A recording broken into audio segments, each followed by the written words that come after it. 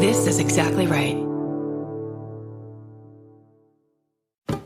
Audible lets you enjoy all your audio entertainment in one app. Audible offers an incredible selection of audiobooks across every genre, from bestsellers and new releases to celebrity memoirs, mysteries and thrillers, motivation, and more. As an Audible member, you can choose one title a month to keep from the entire catalog, and the Audible app makes it easy to listen anytime, anywhere. I, for instance, listen to Audible while I'm walking my dog, and right now I'm listening to the fantastic The Poisoner's Handbook by Deborah Blum. New members can try Audible free for 30 days. Just head to audible.com/thispodcast or text this podcast to 500-500. That's audible.com/thispodcast or text this podcast to 500-500 to try Audible free for 30 days. audible.com/thispodcast. Hey, it's Kate Winkler-Dawson. And I'm Paul Holes. Together, we host Buried Bones and cover some incredible historic true crime cases. From the Lindbergh baby kidnapping to our examination of Sam Shepard. Join us every Wednesday for new episodes. Listen to Buried Bones on Amazon Music, Apple Podcasts, or wherever you get your podcasts.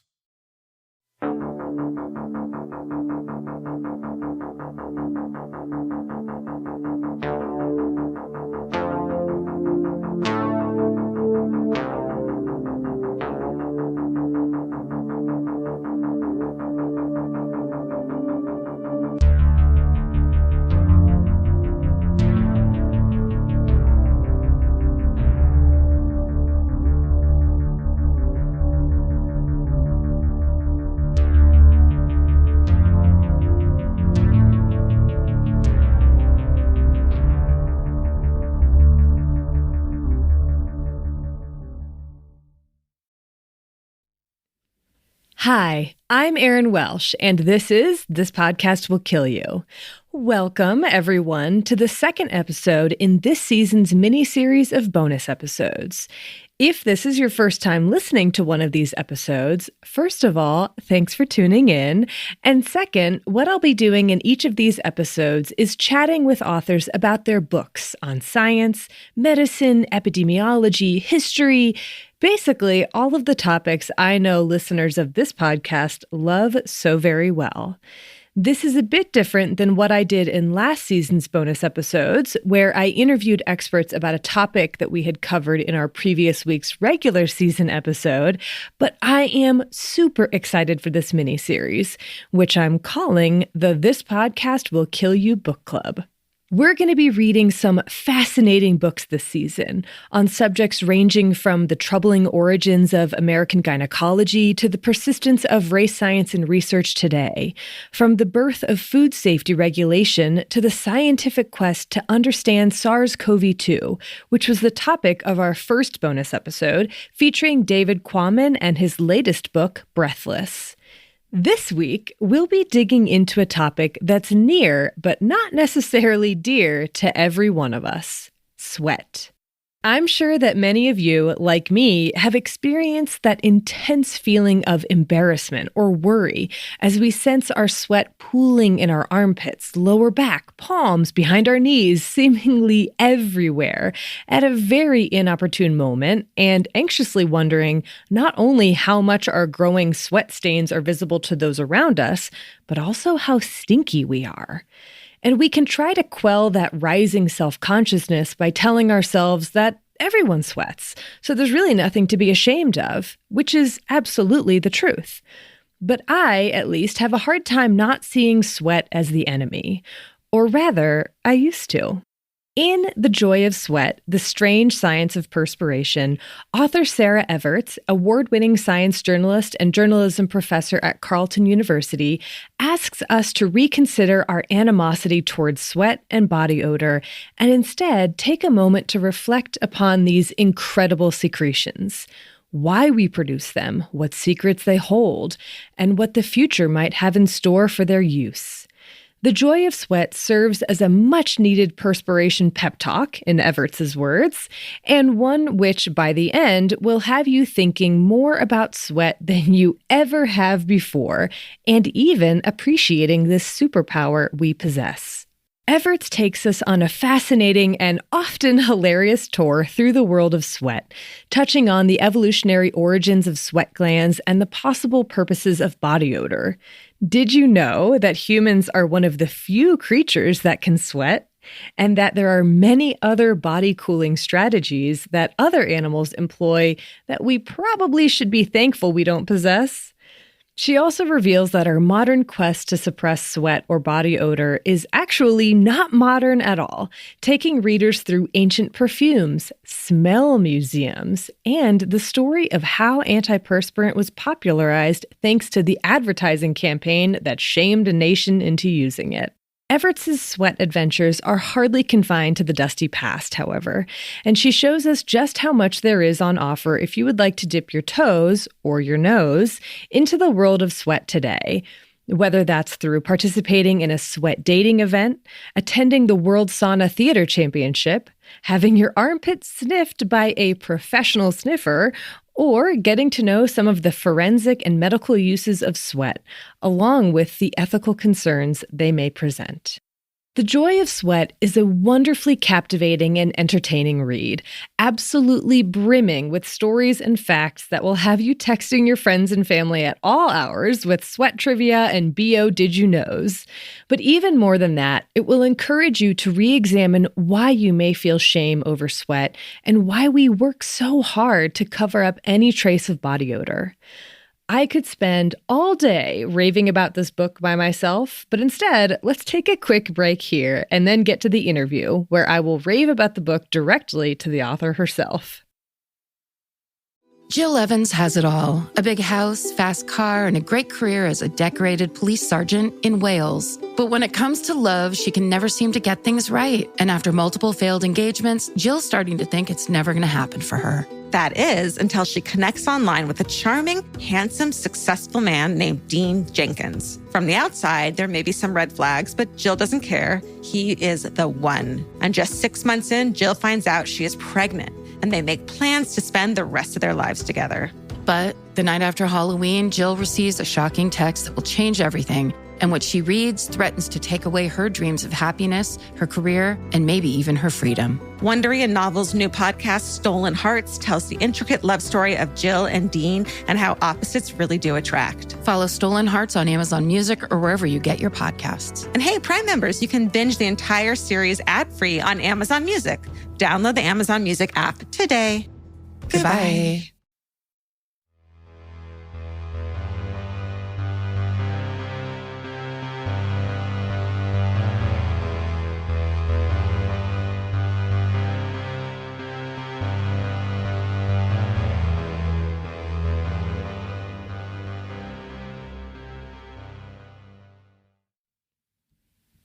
Sarah, thank you so very much for taking the time to chat with me today. I can't wait to talk about sweat and body odor and all of things related to that.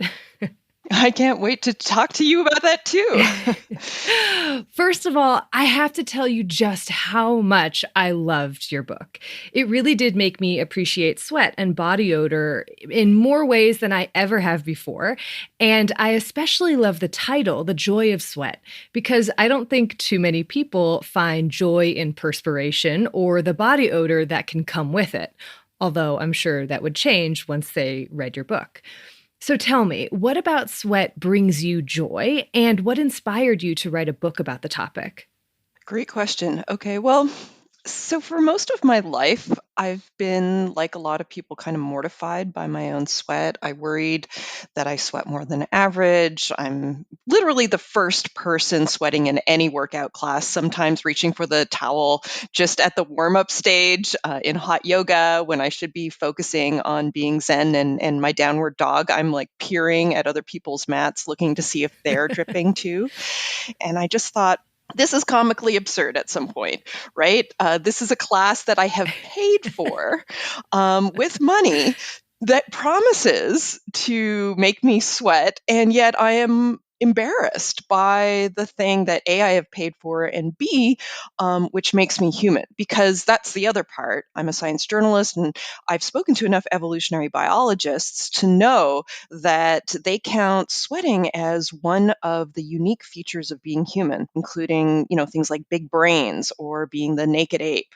And not only that, it's one of the things that make us amazing in the animal kingdom. It's a superpower that has helped us dominate the natural world. And so, at some point, I figured I need to find some joy, some serenity in sweat instead of stress. And so part of writing this book was like a perspiration pep talk. But in terms of what inspired me to not just dig into this for my own personal edification, but to actually write a book about it, it's kind of two things. I moved to Berlin, Germany, and they go to the sauna a lot in Germany. And I thought, okay, I need to, when in Rome, be like the Romans kind of thing. And I thought, okay, I'm going to have to start going to the sauna too. And I'm like, really? I don't want to pay to just sit around and sweat. And, once I got over my cognitive dissonance about that, because, also there's this irony of you're paying to go to a spa to sweat in large quantities, and then you shower off, and then you apply anti-sweat products. So, do you want to sweat or do you not want to sweat? Anyway, once I got over that cognitive dissonance, I got hooked on saunas and started going to all sorts of spas.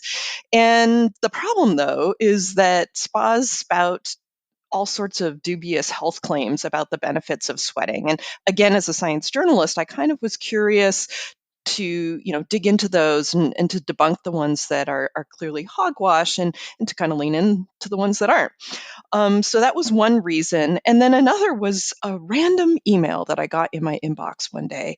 Again, as a science journalist, you get 1,000,001 press releases. And I'll be honest, most of the time you just press delete. But this time the subject line said something to the effect of, new synthetic sweat product, blah, blah, blah, blah, blah. And I was like, what? Synthetic sweat? People are making sweat in a lab?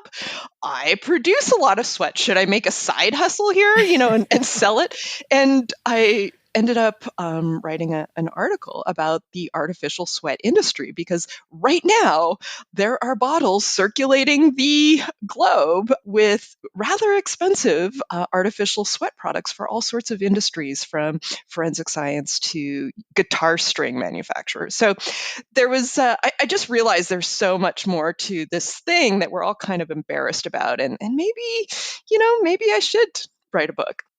I love it. I'm so glad you did. And there is so much that I want to ask you about, the uses of sweat in forensics and guitar strings, and also the history of antiperspirants, because it's so fascinating.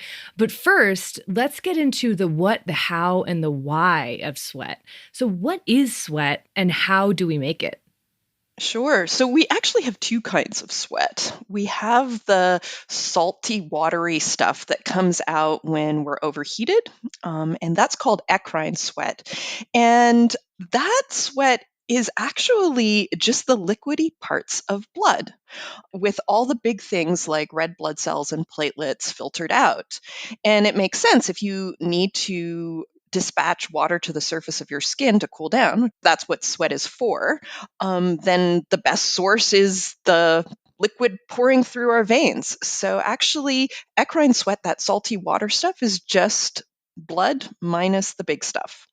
And then there's the other kind of sweat, the one that's responsible for making us stinky. And it's called apocrine sweat. And it's actually produced in only a few zones. Anywhere where you grow hair at puberty is where apocrine sweat is produced. And it's not salt water at all. It's actually more of a waxy kind of a sweat. And that is what's responsible for morphing our armpits into stink zones at puberty. What I also want to talk about is the why, right? So we have these different types of sweat glands.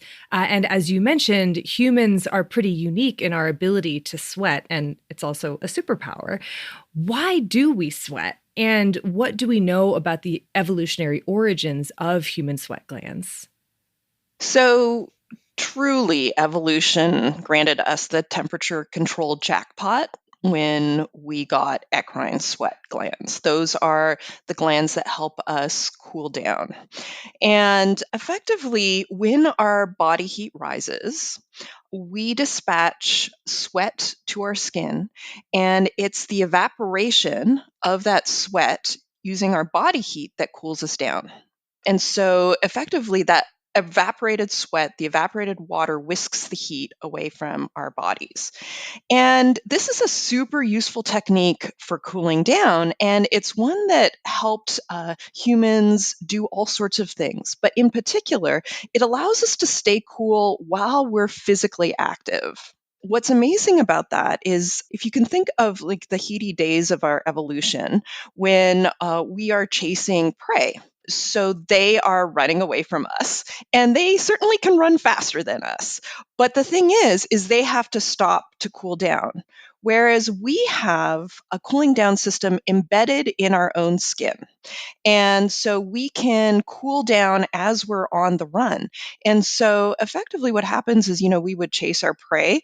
They would zoop away from us very quickly. Then they'd have to stop to cool down and we could catch up, forcing them to run again and run again and run again, and effectively making it easy for us to kill them because heat stroke is a terrible, terrible thing. So we could either get our prey that way or by catching them and making it easy to kill them. And so our sweat glands help us stay cool no matter what. And part of the evolutionary amazingness of humans is we're the naked ape. And as you can imagine, it's easier to evaporate away sweat when you're got skin as opposed to fur. And so part and parcel of being the naked ape is having this enormous amount of real estate off of which we can cool at any given time. And if you compare it to, say, a dog that cools by panting, they're cooling by panting because they're evaporating water off their tongue. That's their only naked part. And we've got our whole skin, our whole body as a platform for cooling. And so that's how come it's an evolutionary superpower, because we just have so much more ability to stay cool than other animals. In terms of like why apocrine glands evolved, that's a question that's not quite as clear. So apocrine glands in other mammals are involved in chemical communication.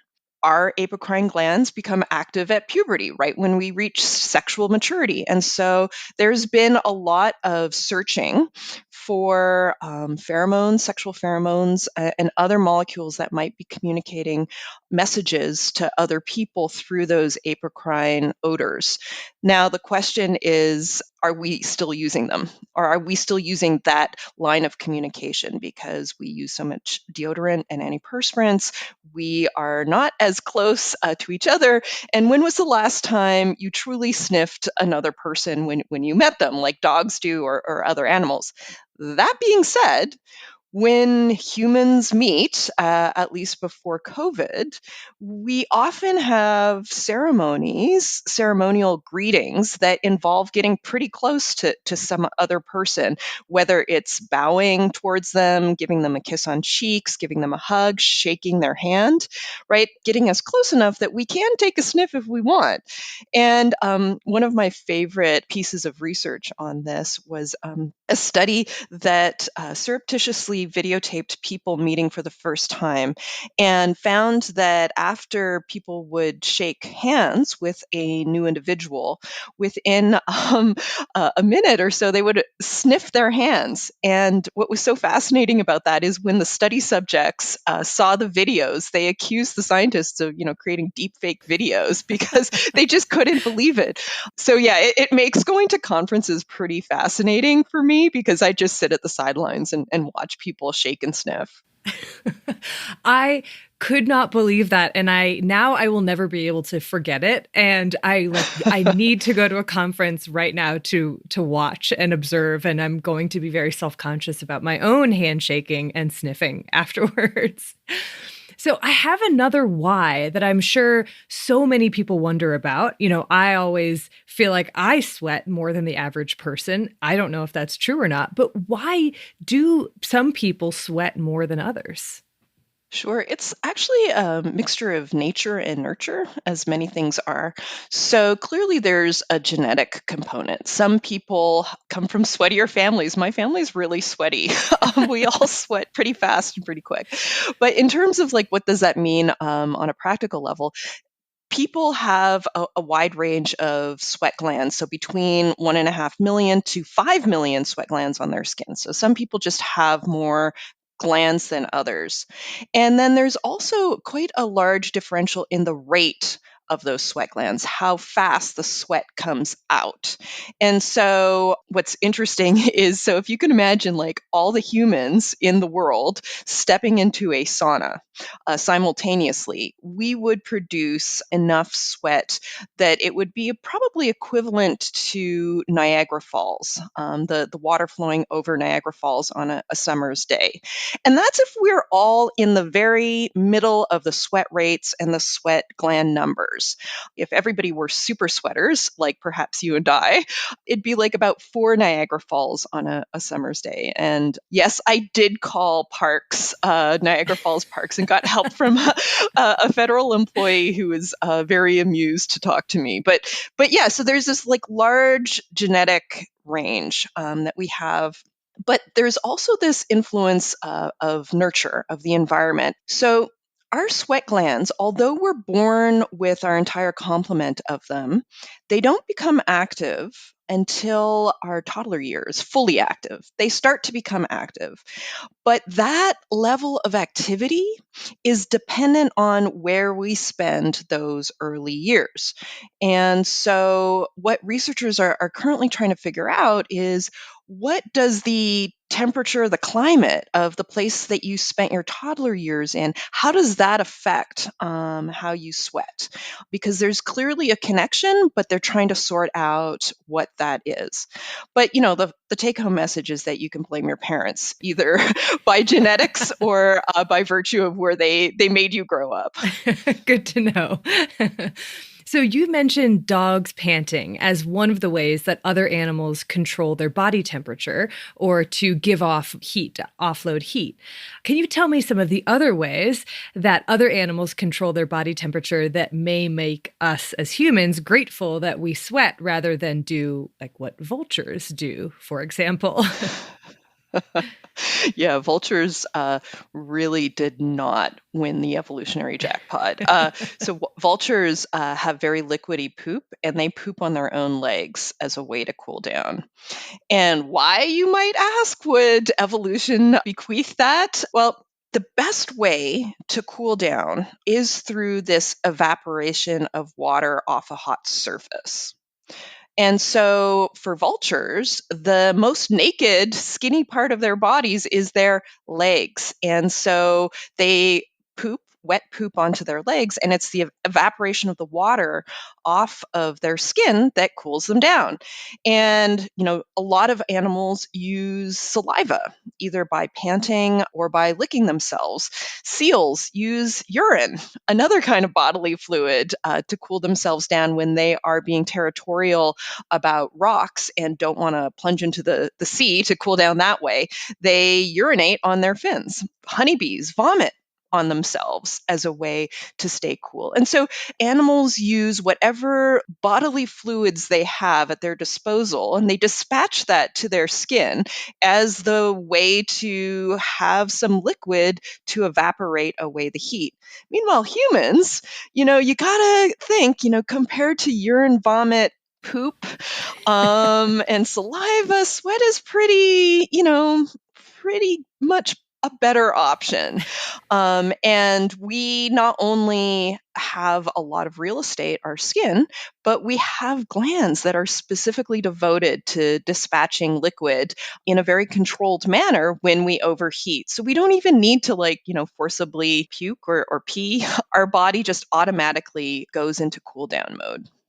It does make me appreciate sweat so much more, especially compared to these other options. Right. Can you imagine taking the subway on a hot day? And, it's gross enough to be sweating in a hot place, but what if everybody was, releasing all sorts of other bodily fluids as a way to stay cool? Because you don't want to die of heat stroke. Heat stroke's a terrible way to die. So we do need to do something.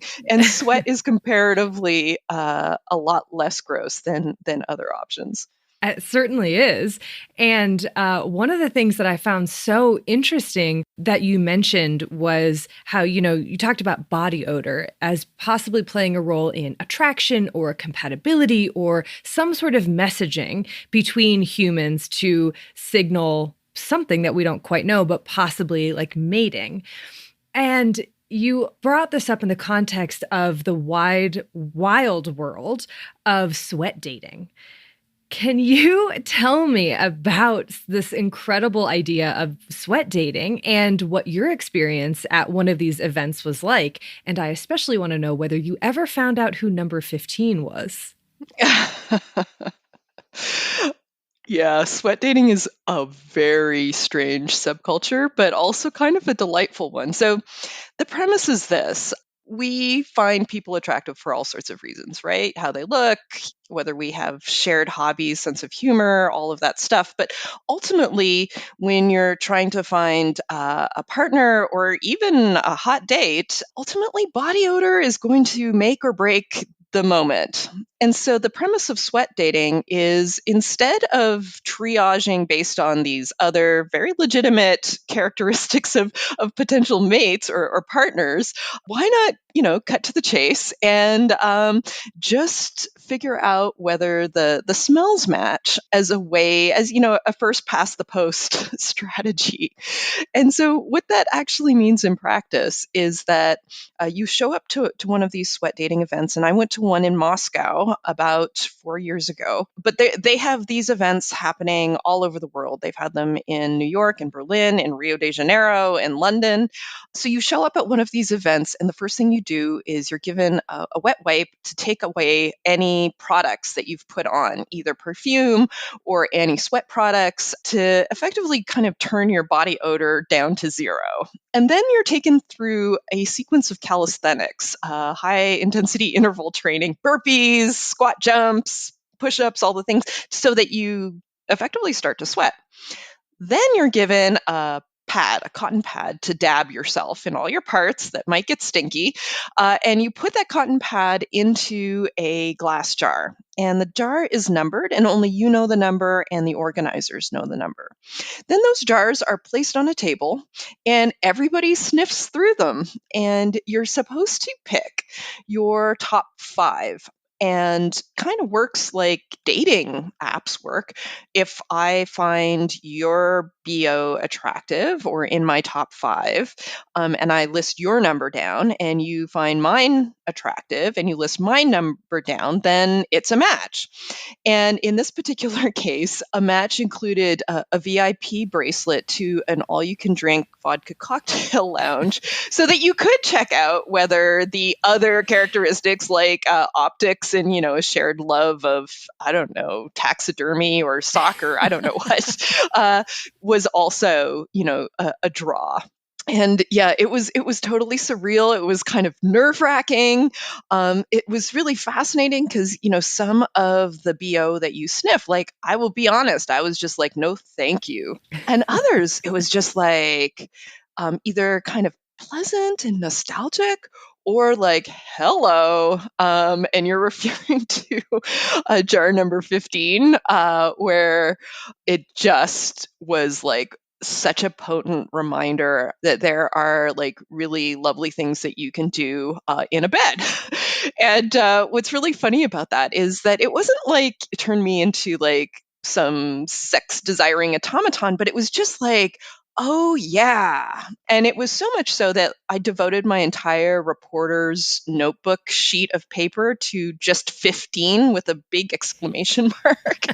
And, that I turned the page and started taking other notes. But I was just like, yes. And what's like tragically painful to me is that ultimately I did match with somebody, but it wasn't with number 15. And I did not find who number 15 was, but clearly, right? And this happens, in all sorts of other ways too, right? You end up meeting people that you find enormously attractive, and, they're like, meh, not in a cruel way, but they're just not that into you. So yeah, it was really funny though. I loved it. It was also incredibly raw and nerve-wracking. And yeah, I highly encourage anybody who's kind of interested in this sort of thing to try one out. We don't just smell different from one another, of course. Our own body odor can change from time to time. What are some of the reasons why that happens? And why does anxiety sweat smell different from regular sweat? Yeah, so most people, when they, think about the chemical communication or like the things you can learn from sweat, they, fantasize about finding the love of their life or something like that. But actually, body odor has so many other informational cues that we are capable of smelling off of each other. And anxiety is one of the most interesting areas. And so a study was done where people were told to watch two kinds of videos. One was like a nature documentary of, I think it was like Yellowstone National Park, and then the other one was a scary film. And people just sweat into, those t-shirts. And then when women were told to smell the t-shirts, they could distinguish whether a person was sweating out of fear or sweating it was just normal BO. And that was people who had never met the individuals who donated the sweat. It was complete strangers. And so this and other studies has kind of led scientists to postulate that we produce some kind of molecule when we are afraid that does come out in our sweat. And what's interesting about that is law enforcement was like, yeah, totes, we know that, because they had long noticed that, when you bring in somebody for questioning, people just come in smelling like themselves. But when questioning is over, often everybody smells the same. Like there is this like top note of fear that humans produce. And one of the industries interested in learning most about this is the military, actually. The US military has funded quite a bit of study on this because you can imagine that in a situation where war is afoot, say people are in a tank, that's a very small space. And if, there's a team of a couple of people and there and I'm terrified and I'm starting to produce this odor of anxiety, that odor could be detected by other humans and perhaps compromise the mission by making everybody very much afraid. And so there's been a lot of interest in identifying what that top note is and finding a way to capture it, kind of like you'd capture a poison gas with a gas mask, or maybe even CO2. We're all trying to capture CO2 out of the atmosphere. And so there would be this idea to do that. The problem is that humans produce hundreds of molecules in their armpits, and it's been really hard for chemists to pull out the very specific one connected to this odor of anxiety. And so people are still searching for it, but that remains elusive. I'm so glad that you brought up one of these industries related to sweat, because there were so many more that I had no idea that were kind of up and coming. And so that's kind of what I want to shift to talking about now, the uses of sweat from a practical perspective. Our body odor, the quantity of our sweat, and the contents of our sweat change over both short and long timescales. And so what are some of the other ways, besides the potential militarization of the anxiety sweat molecule, that people are seeking to use this dynamic quality of sweat to monitor health, for example? So there's kind of two aspects of sweat that you can be interested in. You can be keen on studying the odor the odors that we produce, and or studying the actual, chemical constituents of what's coming out of our pores. So let's start with the first one, the odor. So a lot of researchers are particularly interested in the potential that humans might be communicating levels of infection or disease to other people. There is the case of Joy Milne, who was able to sniff out Parkinson's disease, not only in her husband, but in other people. So there are some conditions where there's clearly biological molecules that are coming out in our sweat, and they are not only just coming out in their sweat, but they're vaporizing out, like they're evaporating out into the air so that we can detect them in our noses. And there's researchers trying to figure out whether you can, for example, detect ovarian cancer through human body odor. They're using dogs in that situation. And then there's also researchers who are investigating the possibility that humans can sniff out infection in other people. So, for example, a really fascinating study was done where study subjects were injected with a component of E. coli, I believe, that effectively activates the immune system to freak out and be like, oh my gosh, you have an infection. And what's interesting is that the people who were given this, and it wasn't actually an infection, it was just a molecule that gets your immune system activated. When sweat was collected off their shirts and given to people to sniff, compared to folks who are just, again, sweating normally, the people who were sniffing these t-shirts could distinguish, the ones that were produced by people who had active immune systems. And your immune system gets active when it's fighting viruses, when it's fighting bacteria. So it makes a lot of sense because, for most of human history, our major foes have been microbials, either plagues or even just, bacterial infections from a cut. And so if we were able to sniff out when another person was fighting an infection, that might make us avoid them and obviously not get whatever disease they had or whatever pathogen they had.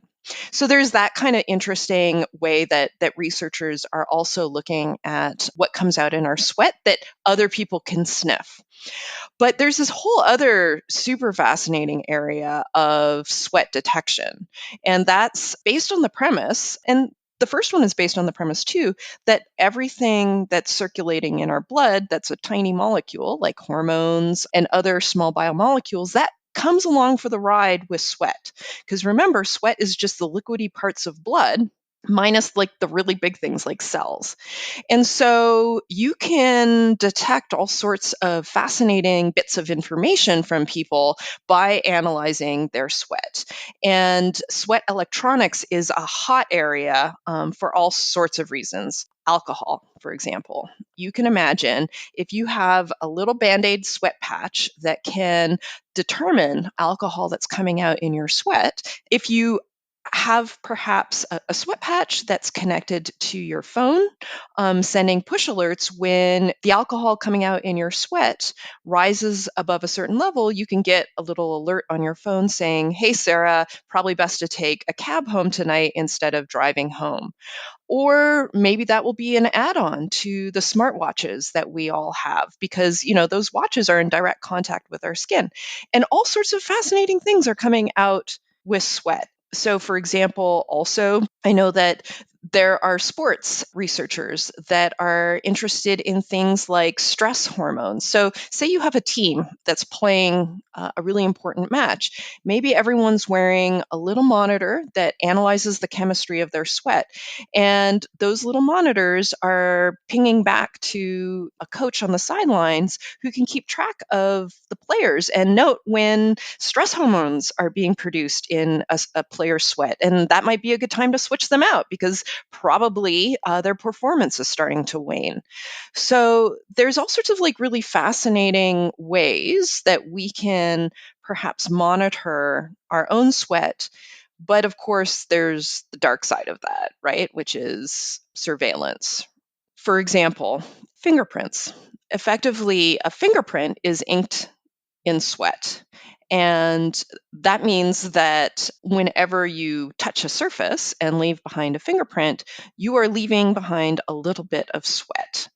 And most of forensic science has been, when it looks at fingerprints, has just looked at the kind of physical way a fingerprint looks, the whorls and swirls, because that is identifying. But now analytical chemistry is so sophisticated that not only can you look at how the whorls and swirls just look, but what are they chemically? And what was the person who left that fingerprint doing? What was in their body?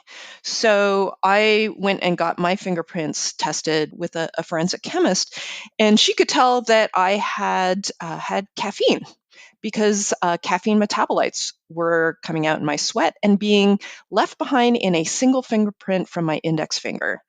Had I put a little bit of brandy or Bailey's in my coffee, she could have also detected alcohol metabolites.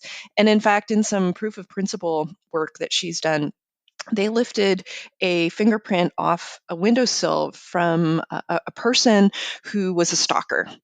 And from that single fingerprint, they found that the person had cocaine and alcohol in their blood just from a single fingerprint, because that tiny little trace amount of sweat left behind is chock full of information about what's circulating around in your blood.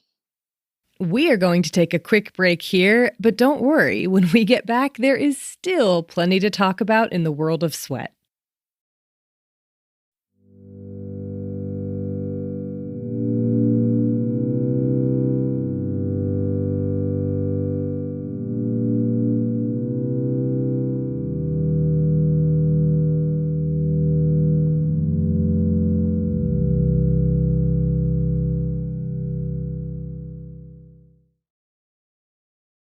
Welcome back, everyone. Let's jump right back in. It's amazing how much we seem to be able to tell from chemical analysis of a fingerprint. And it did make me think a lot about some of these ethical concerns that we could see in the future. So what do you see as the biggest potential for ethical problems? And do you feel like there will be laws or policies that will come in before these things become an issue? So the first thing you need to know about me is I am not an optimist, but I am an aspirational optimist. So I really hope policies come into place. But the things I'm worried about in terms of surveillance and the ethics of this are kind of two parts. One is something called surreptitious surveillance. And we've seen the problem of this with DNA analysis. So if, for example, law enforcement is worried about or thinks that somebody might be the perpetrator of a crime, and they have DNA from that crime scene, then they want to match it to the suspect. And all they need to do is follow the suspect around and pick up abandoned DNA, whether that is a hair or a piece of gum or a cigarette butt or a snotty Kleenex.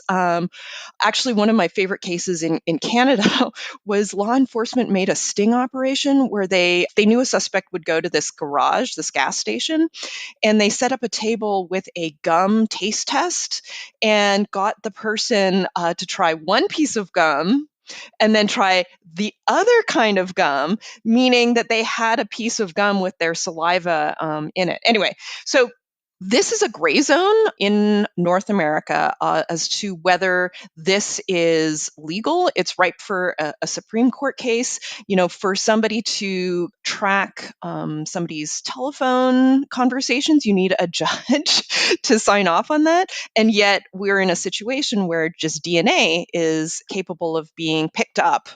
And so you can imagine we probably arguably leave more fingerprints around than we leave hair. And although this fingerprint forensic analysis is in its early stages, it's like decades behind DNA analysis. You can imagine that once this hits the mainstream, it's very easy for law enforcement to pick up a fingerprint of a random citizen and figure out whether they are, high on cocaine or meth or have been drinking or whatever. And you can also imagine that this sort of surreptitious surveillance might be done in workplace scenarios too, where HR is like a little bit skeptical of you and, picks up your fingerprints from your cubicle. Or you can imagine, because so many other biomolecules come out in sweat, including biomarkers of disease, also drugs that we take that are pharmaceutical drugs come out. So Zoloft or some other antidepressant. Oh, she's on an antidepressant. Does that make her a good person to hire because she's got these mental health issues? Or maybe other drugs that somebody is taking for a very reasonable reason.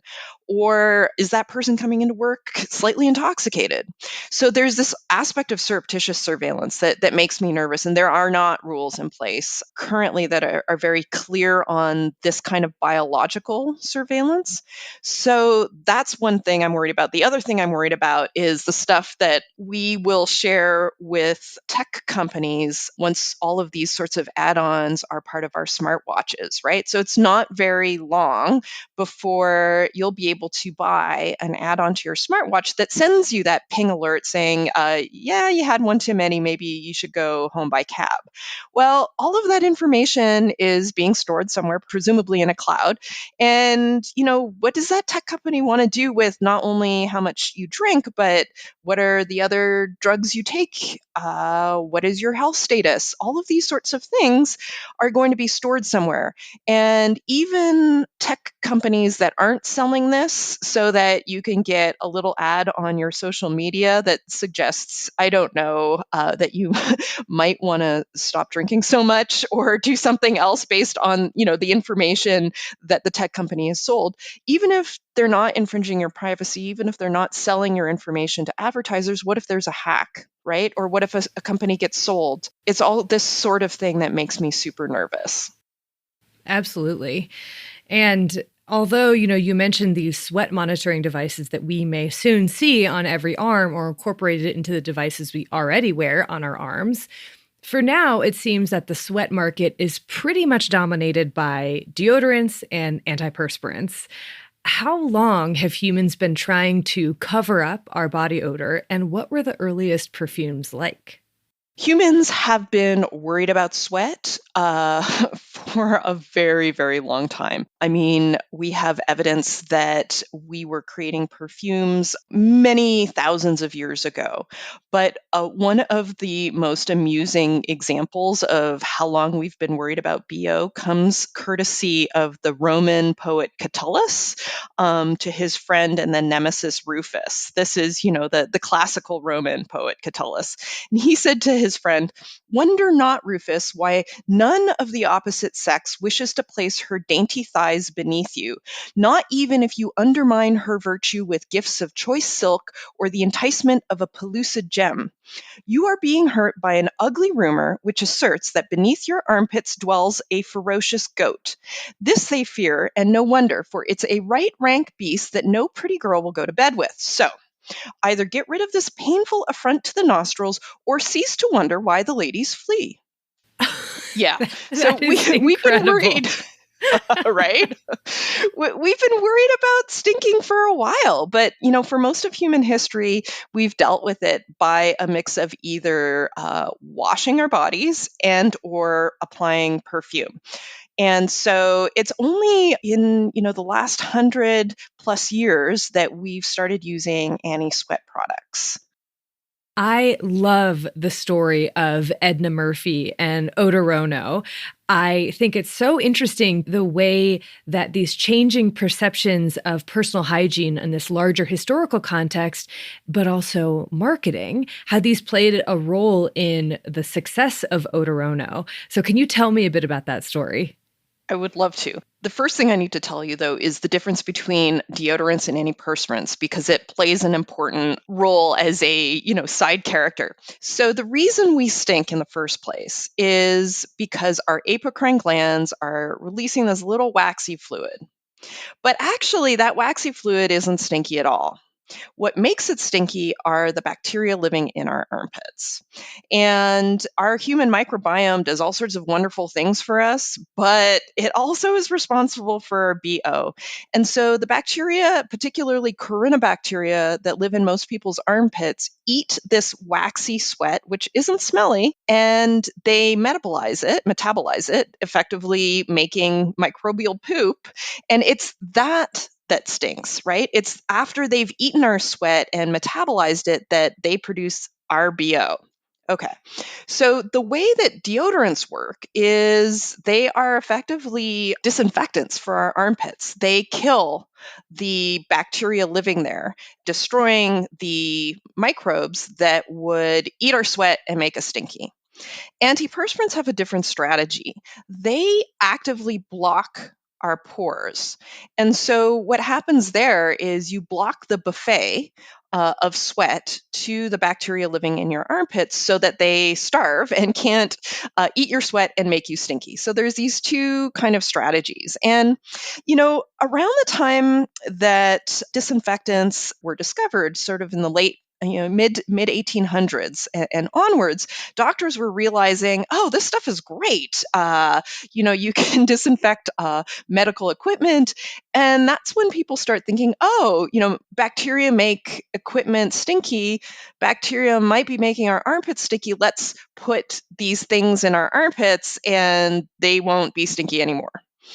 And so the first deodorants and the very first antiperspirants were actually around in the late 1800s. But the problem is nobody wanted to buy them. And partly it was a mix of the Victorian era, where people were just kind of embarrassed to talk about bodily fluids and such things as BO. But partly people just didn't think they needed it. Which brings us to Edna Murphy and her product, Odor Oh No. And she was a teenager in Cincinnati at the turn of the century. And so she kind of comes on the scene in around 1912. And her dad is a surgeon. And he's got really sweaty hands. And so he is worried about having, the knife slip when he's in the middle of a surgery. And so he invents this product where if he puts it on his hands won't sweat. And she's like, this is fabulous. Let's try it in armpits. And so it's an antiperspirant. And so she, borrows money from her grandfather, goes to Atlantic City, she's trying to sell Odor Oh No as a product for armpits. But nobody's really buying it. I mean, she does get some uptick, but she has a lot of problems. And so she goes to J. Walter Thompson, which is a marketing company, and hires them. And they send her a guy named James Webb, who was formerly a traveling Bible salesman, so had some skill sets in selling, and gets him to start making advertisements for Odor Oh No. And initially, his strategy is to present sweat as a medical condition that needs to be cured, right? And this was the strategy for most of the products at the time, right? You have excessive perspiration, solve it with our product. Well, the problem was that most women didn't think, because they were targeting women, by the way, not men. They were targeting women. Most women didn't think that they had an excessive perspiration problem. And so this is where things dramatically change. And this is why you and I probably are wearing sweat products today. He comes up with this brilliant strategy of changing the narrative. And instead of presenting sweat as, a medical condition, he presents it as a social faux pas that will interfere with your social life and ultimately your happiness, and presents it as a thing that will interfere with you getting a husband. And he has this very famous ad that came out in Ladies' Home Journal, and it was a picture of a beautiful woman's back dancing with a man, and it says, within a curve of a woman's arm, and goes on to say, it's a place that should be beautiful and dainty, and yet it is not. And the argument is that not only are you stinking, but you don't realize you're stinking, and other people are talking about your stinking, and it's going to interfere with you getting a man. It is the early 1900s. And so many people were inordinately offended by this ad in Ladies' Home Journal that many people stopped their subscription. But so many more people were, hit head on with a sledgehammer, and they were like, crap, maybe this is why I'm having problems in my life and love situation. And that's when Odor or No's sales just started to skyrocket. And what's really interesting is that all these other products who preceded Odor or No realized just how successful that shaming social anxiety argument was, and they start borrowing it. And soon everybody's using it. And we're seeing adverts like a picture of a beautiful woman, and the tagline is beautiful but dumb. She's never learned the secret to long-lasting charm, which is a deodorant, and things like that. So yeah, that's how we all ended up getting hoodwinked into being embarrassed by our BO. Gosh, I feel like there are so many things that follow that trend, that horrible but effective marketing. Body hair, for instance. So many, or even most, antiperspirants these days and historically contain aluminum to decrease sweat production. And that has led to a great deal of discussion about the potential health effects of the inclusion of aluminum. Why was or is there concern, and what seems to be the consensus these days on whether aluminum in antiperspirants poses a health risk? Yeah, it's a sticky problem because a lot of people are worried about it. The first thing I'd say is that if there is a product that you are using that stops sweating, like your armpits are drier, it's got aluminum in it. There is no other way of stopping sweat. And so there's all these natural faux products that claim to be free of aluminum chlorohydrate, which is the form of aluminum that's in most antiperspirants on store shelves today. They claim to be free of that, and yet they are all aluminum. So these things called crystal rocks, if you turn them around and look at their ingredients, they're just 100% potassium alum, which is all aluminum. So no matter whether it's some natural, so-called natural product that you're trying to use to stop sweating, or something you buy on the pharmacy shelf, if it is interfering with sweat coming out of your pores in your armpits, it's got aluminum in it. Okay. And aluminum is kind of not the best metal, but it's also a metal that is everywhere on Earth. So I believe it's, one of, if not the most prominent metal in the Earth's mantle. And so we have evolved trying to get rid of aluminum out of our system because, quite honestly, we end up eating a lot of fruits and vegetables that contain aluminum because it is in the soil, because it is in our water systems. And aluminum is a neurotoxin. So if you take too much aluminum, you have all sorts of neurological problems.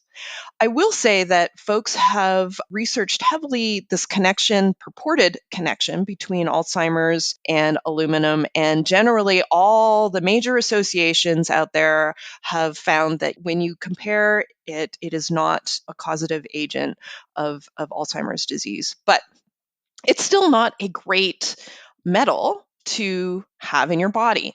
And so regulators have spent a long time figuring out what is a safe amount of aluminum to consume.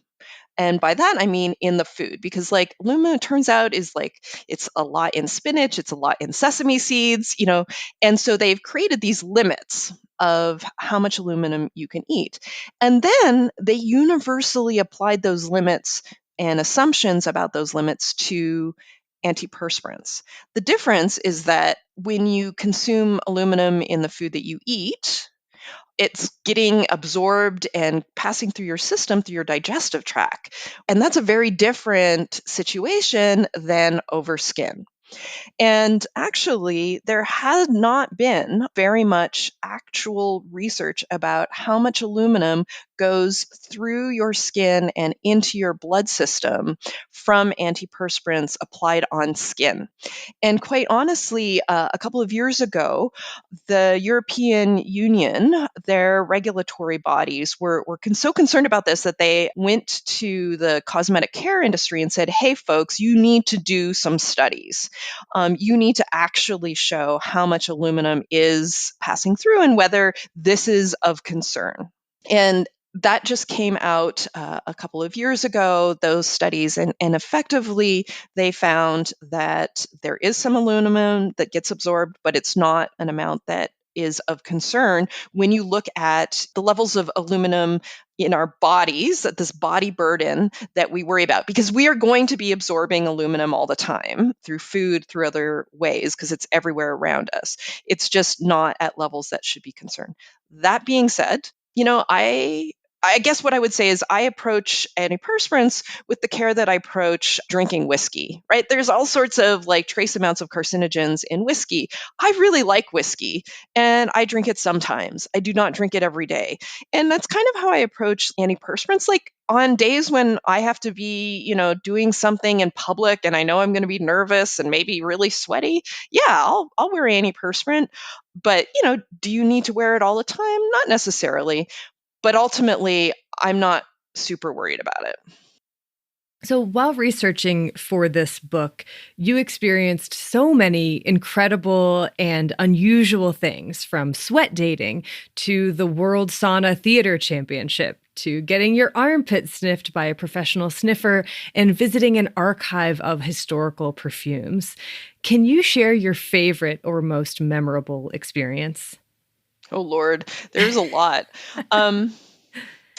I think having my armpit sniffed by a professional nose was quite possibly the most terrifying, but also the most delightful. The fact that professional noses exist just makes me happy. Like, these are people who sniff things for a living, whether it's like the odor profile of like a new coffee grind, or whether they're sniffing diapers to see if new odor trapping technology is actually working.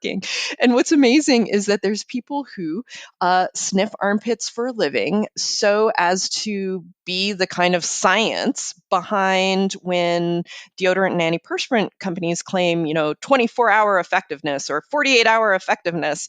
They do that because they've gotten some people to, first of all, become subjects. And that's funny enough as it is, because first off, to be a study subject is a challenge. You have to have like some BO, but not too much BO.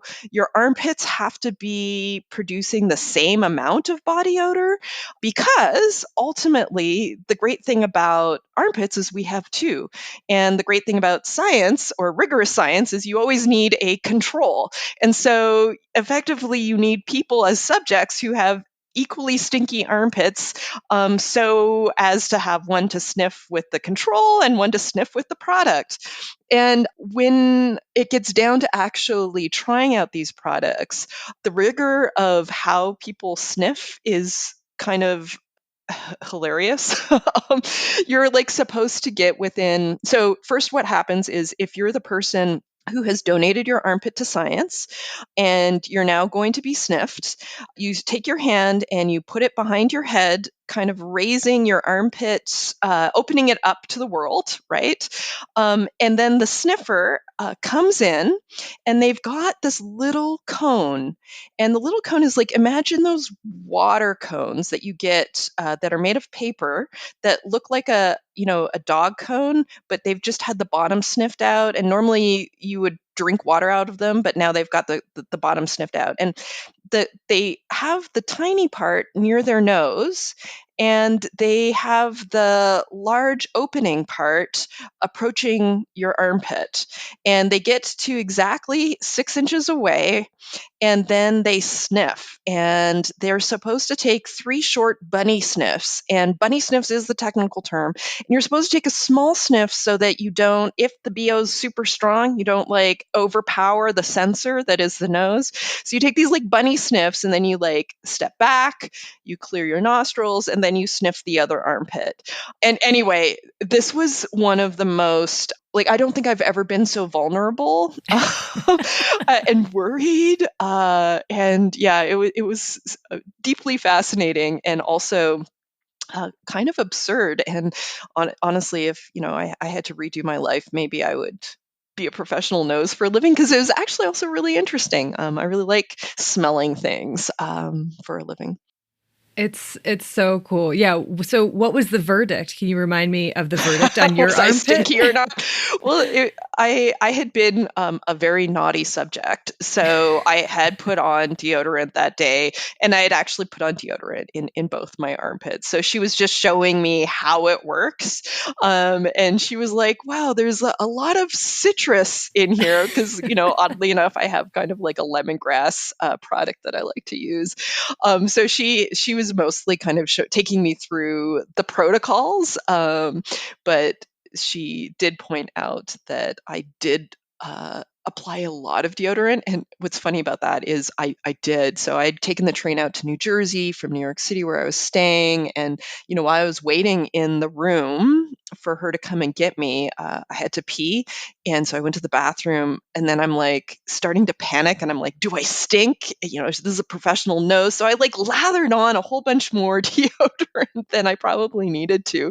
Yeah, which I think, speaks to what you started off by saying, like, why do you call it the joy of sweat when you clearly have anxiety? And I guess coming out of it, that experience and other experiences just made me think, okay, we all need a perspiration pep talk. Like, we all stink. Many of us wear products and we're going to have product meltdowns at times, but this is this thing that's keeping us alive. And maybe we should, learn to live with it and not stigmatize it.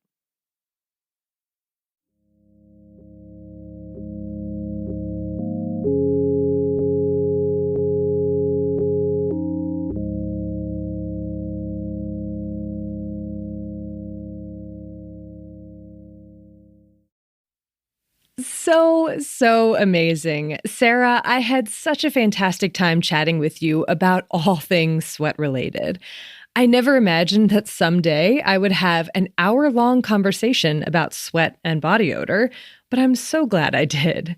If you also loved hearing about perspiration and want to learn more, check out our website, thispodcastwillkillyou.com, where I'll post a link to where you can get The Joy of Sweat, The Strange Science of Perspiration. And don't forget, you can check out our website for all sorts of other cool things, including, but not limited to, transcripts, Quarantini and Placebo-Rita recipes, show notes and references for all of our episodes, links to merch, our bookshop.org affiliate account, our Goodreads list, a first-hand account form, and music by Bloodmobile. Speaking of which, thank you to Bloodmobile for providing the music for this episode and all of our episodes. Thank you to Liana Squalacci for our audio mixing, and thanks to you, listeners, for listening. I hope you liked this bonus episode and are now psyched to be part of the TPWKY Book Club. A special thank you, as always, to our fantastic patrons. We appreciate your support so very much. It really means the world to us. Until next time, keep washing those hands.